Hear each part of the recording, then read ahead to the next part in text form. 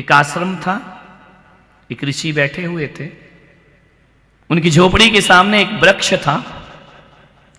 उस वृक्ष पर एक कौवा बैठा था।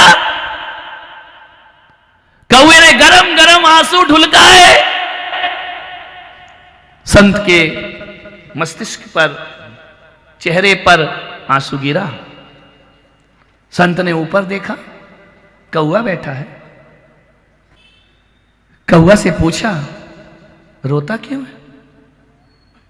कौवे ने कहा कि साधु जी, संत जी, मैंने सुना है आप बड़े चमत्कारिक संत हैं, आप सिद्ध पुरुष हैं, पहुंचे हुए महात्मा हैं। संत ने कहा, तेरी समस्या क्या है? बोले, समस्या यह है साधु जी कि मेरा जो एक काला रंग है ना, ये मुझे बहुत तकलीफ देता है। कोई मुझे पूछता नहीं, किसी के घर में बैठ जाऊं तो मार के भगा देता है। ले दे के हिंदुस्तान में श्राद्ध पक्ष में मुझे खिलाया जाता है, उसके बाद तो उड़ा के भगा देते हैं। किसी के घर पे बैठो तो लोग कहते हैं मेहमान आने वाला है, उसके लिए मैं टेंशन बन जाता हूं। किसी के सिर पर पंख लग जाए तो कहते हैं आज मृत्यु होने वाली है। संत जी, मैं इस कौवे के जीवन से बहुत परेशान हो गया। ये मेरा काला रंग, काला कलूटा रंग मुझे कोई पसंद नहीं करता है। तो संत ने कहा, तू चाहता क्या है? बोले, एक काम करो संत जी, मुझे हंस बना दो। क्या धवल रंग है हंस का, बेदाग हंस का कलर, मुझे हंस बना दीजिए संत जी, बड़ी कृपा होगी आपकी। संत ने कहा, एक काम कर, चल मेरे साथ, हंस के पास चलते हैं। कौवे को ले गए, कौवा भी उड़ा, संत भी गए। हंस बैठा हुआ था मानसरोवर पर। जाकर संत ने कहा, ओ हंसराज, हे मानसरोवर के हंस।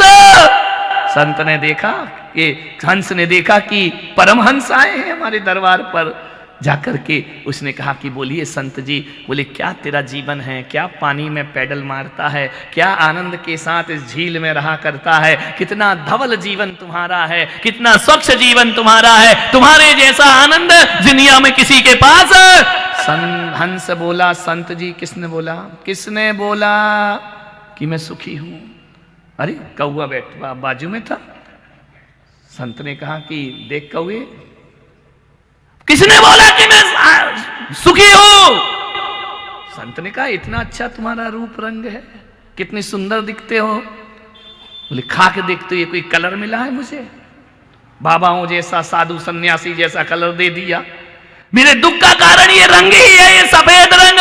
बूढ़ा जैसा दिखता हूं मैं, ये सफेद रंग मेरा बहुत दुखदाई है। संत जी, ये सफेद रंग मुझे बहुत दुख देता है। तो संत ने कहा, तू चाहता क्या है? बोले, ये चाहता हूं इस सफेद रंग से मेरी मुक्ति दिला दो। कौवा किस लिए रो रहा था? बोलो, हंस किस लिए रो रहा है? सफेद रंग से। संत ने कहा, क्या करूं? बोले, वो दूर पेड़ पर जो सुंदर सा तोता बैठा है ना, क्या हरे रंग का तोता है, क्या लाल सुर्ख चोंच है उसकी, क्या मनुष्य की आवाज में बोला करता है, क्या दाख काजू किशमिश खाया करता है। संत जी, मुझे तोता बना दो। संत ने कहा, चल कौवे, तो चल हंस मेरे साथ, थोड़ा तोता से भी मिल लेते हैं। जैसे तोते के पास गए, और मियां मिट्टू बड़े आनंद में हो। तोते ने देखा, हंस भी है, कौवा भी है, संत भी है। तोते से कहा कि तोते राम, तुम्हारे जैसा सुखी इंसान दुनिया में कोई नहीं होगा, तुम कितने सुखी हो। तोते ने कहा, किसने बोला? अरे किसने बोला? अरे तुम इतने महान हो, कितना मीठा बोलते हो, तीखा तीखा खाते हो, मीठा मीठा बोलते हो, मनुष्य की आवाज में बोलते हो, कैसी लाल सुर्ख तुम्हारी चोंच है, कितने सुंदर लग रहे हो पेड़ पर बैठे हुए। तोते ने कहा कि साधु जी, मेरे जीवन का सबसे बड़ा दुख ये हरा रंग है। बोले, क्यों? बोले, अरे कोई रंग दिया है मुझे भगवान ने, आवाज अच्छी दे दी, नाक अच्छी दे दी, रंग कितना खराब दिया है। किसी पेड़ पर बैठ जाओ तो मुझ में और पत्ते में फर्क ही नहीं दिखाई देता है। मेरा रंग तो पेड़ पौधों का रंग कर दिया है, तोते जैसा रंग मुझे प्रदान ही नहीं। मैं बहुत दुखी हूं संत जी। तो संत ने कहा क्या चाहता है? बोले तुम कुछ करोगे? बोले हाँ करूंगा, तो मुझे तोते से मुक्ति दिलाओ। तो बोले क्यों, क्या बनना है तुझे? बोले बहुत दूर जंगल में एक सुंदर सा, बोलो प्रवचन याद है तो मेरा गला क्यों फड़वा रहा है?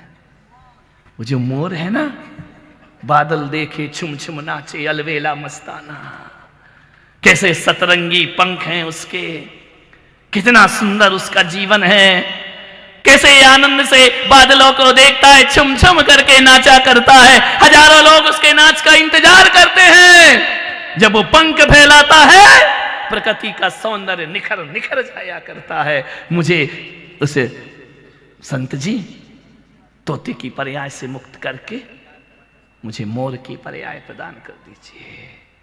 संत ने कहा भैया तू भी चल। गए मोर के पास। ओ पक्षीराज, ओ भारत के राष्ट्रीय पक्षी, कितना सम्मान है तुम्हारा, कितने सुंदर तुम दिखते हो, क्या सौंदर्य तुम्हारे पंखों में है, एक एक रंग प्रकृति ने भर दिया है। जब तुम पंख फैलाते हो ना, ये धरती स्वर्ग जैसी नजर आती है। कि क्या पुण्य किया था मोर तुमने, इतना सुंदर शरीर मिला।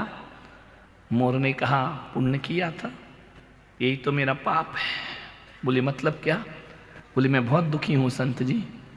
किस लिए दुखी है? बोले देखो ना मुझे इतने सुंदर पंख दे दिए, आवाज इतनी खराब दी है कि मेरे शब्द को कोई सुनना पसंद नहीं करता है। और संत जी पंख से दुखी है? बोले हाँ, ये जो मेरे पंख है ना, यही मेरे दुश्मन है। शिकारी आता है, मुझे पकड़ता है, मेरे पंख नोचता है, मुझे कष्ट देता है। एक काम करो संत जी, ये खूबसूरत पंख मेरे सबसे जीवन के सबसे बड़े दुश्मन हैं, ये मुझे चैन से नहीं जीने देते हैं। तो संत ने कहा क्या चाहता है? बोले शांति की जिंदगी जीना है ना, तो मुझे कौआ बना दो। ध्यान रखना। समझ गए क्या? ऐसी बातें आपको डायरेक्ट समझ में आती हैं। नहीं तो तुम इस फिराक में थे कि हम मोर के बाद महाराज कहां ले जाएंगे। अब ऐसे तो मैं 4 महीना ले जाऊं तो चौमासा ही हो जाएगा। ध्यान रखना, वापिस तो आना पड़ेगा ना। बोले मुझे कौआ बना दो। संत ने कौए की तरफ देखा।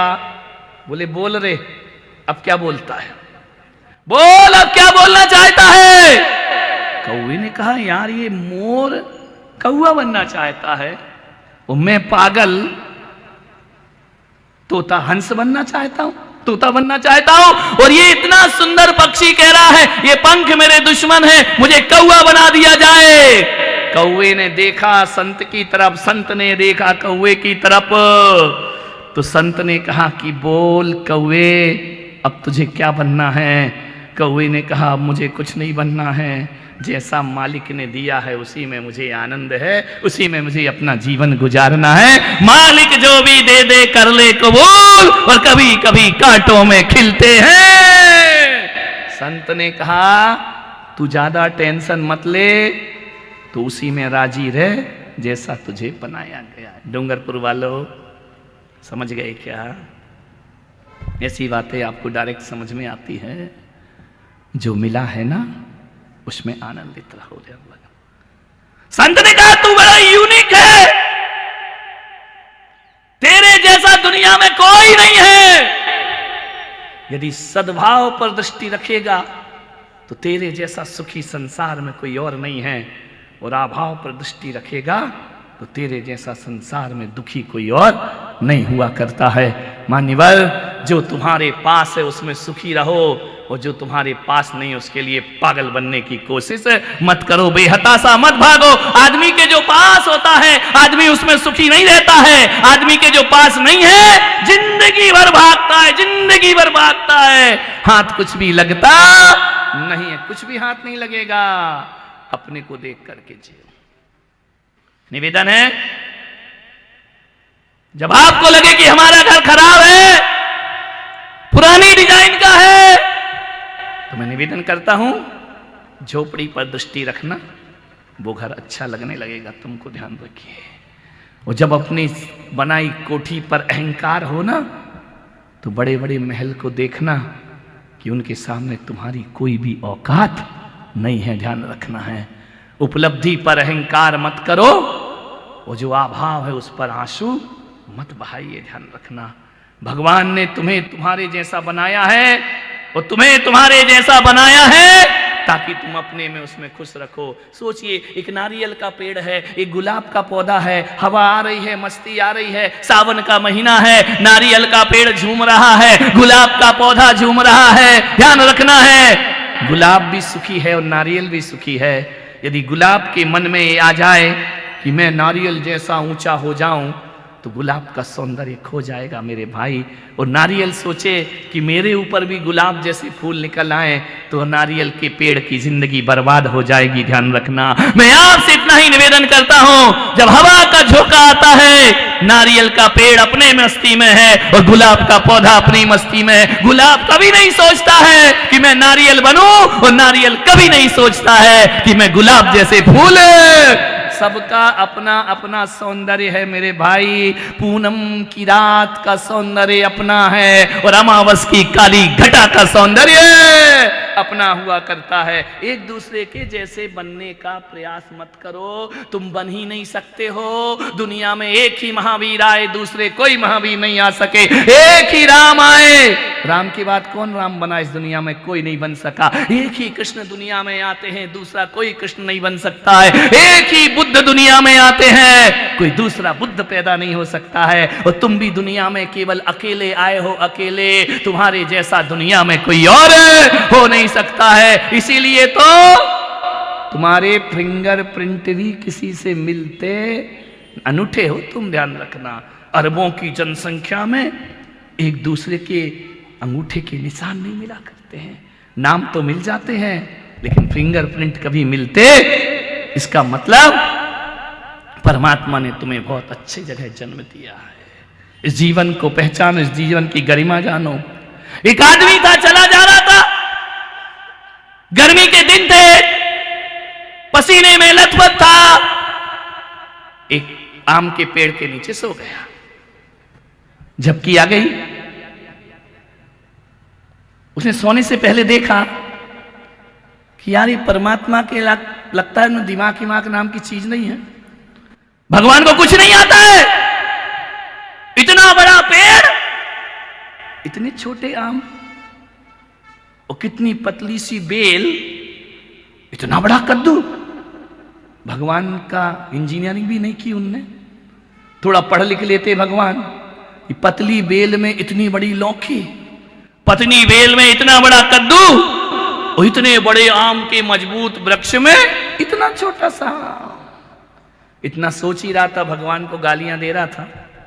नींद की झपकी लगी, एक आम टप से टूटा, नाक पे गिरा। जैसे ही देखा, नाक में खून चालू हो गया। बोले भाई भगवान, तेरी लीला तू ही जाने। बोले क्यों? बोले कद्दू लटकाता तो थोबड़ा बिगड़ जाता, मेरा ध्यान दिखाई देने लायक नहीं रहता। कितनी व्यवस्था तू करता है कि बेल के नीचे कोई सोता नहीं है तो बड़े फल लगा देता है, और जिस वृक्ष की छाया सब चाहते हैं वहां छोटा फल लगा दे। उसे आज समझ में आया ये मालिक की कारीगरी है, इस पर अपना दिमाग लगाने की जरूरत है। आम की जगह कद्दू होता तो मुंह कद्दू बन गया होता। आज इसका ध्यान रखिए। मान्यवर, जो भी मिला है उसे प्रसाद समझ के ग्रहण करो। ध्यान मान्यवर, किस बात की शिकायत है जिंदगी से? दूसरों से शिकायत हो वही भी समझ आती है, लेकिन आदमी अपने आप से शिकायत करता है, अपने आप में सुखी नहीं है, अपनी जिंदगी से परेशान है आदमी, अपने आप में दुखी है नहीं। मनुष्य का जन्म मिला है, मनुष्य की पर्याय मिली है, अनंत सुख के लिए पर्याय प्राप्त होती है। ध्यान। कौन था मैं? किसी के लिए खाली सूखा भूखंड, तो किसी के लिए मुंबई से अहमदाबाद के बीच आने वाला सिर्फ एक जमीन का टुकड़ा किसी व्यापारी के हाथ लगता तो हजारों की तरह एक और रिसोर्ट बन जाता।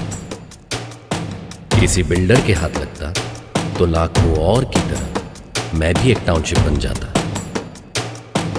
लेकिन मेरे भाग्य में करोड़ों में एक होना लिखा था। मेरे भाग्य में आचार्य श्री पुलक सागर जी का आशीर्वाद लिखा था। नरेन्द्रं फणीन्द्रं सुरेन्द्रं अधीशं शतेन्द्रं सुपूज्यं भजे नायशीशं मुनीन्द्रं गणेन्द्रं नमो जोडिहातं नमो देवदेवं सदा पार्श्वनाथ।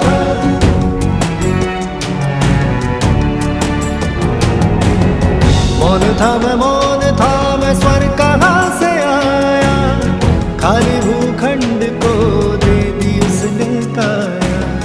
मौन था मैं स्वर कहाँ से आया, खाली भूखंड को दे दी उसने काया। तीर्थ बनाया मुझको सजाया, तीर्थ बनाया मुझको सजाया।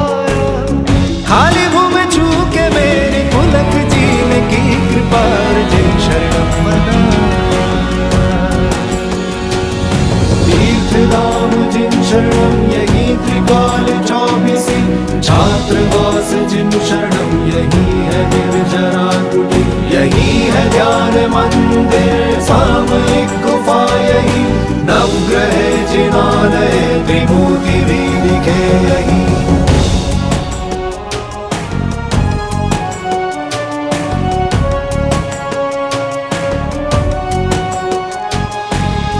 पुलक सागर को ये स्वप्न आया, खाली भूखंड ने उनको बुलाया।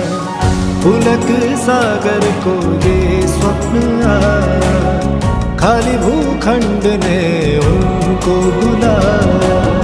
खोई हुई भूमि ने खुद को पाया, बंजर धरती पे पुष्प खिलाया। पारसनाथ के पाके दर्शन, पारसनाथ के पाके दर्शन। खाली भूमि छू के मेरी पुलक जी ने की कृपा अर्जुन शरणम बनाया। नरेन्द्रं फणीन्द्रं सुरेन्द्रं अधीशं शतेन्द्रं सुपूज्यं भजे नायशीशं मुनीन्द्रं गणेन्द्रं नमो जोडिहातं नमो देवदेवं सदा